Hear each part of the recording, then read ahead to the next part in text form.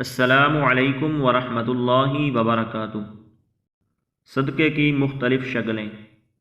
حضور نبی اکرم صلی اللہ علیہ وسلم نے ارشاد فرمایا، نمبر 1، اپنے بھائی کے سامنے تمہارا مسکرانا تمہارے لیے صدقہ ہے۔ نمبر 2، تمہارا بھلائی کا حکم دینا، برائی سے روکنا صدقہ ہے۔ نمبر 3، بھٹک جانے والی جگہ میں کسی کو رستہ دکھانا صدقہ ہے۔ نمبر 4، پتھر، کانٹا اور ہڈی کو راستے سے ہٹانا صدقہ ہے۔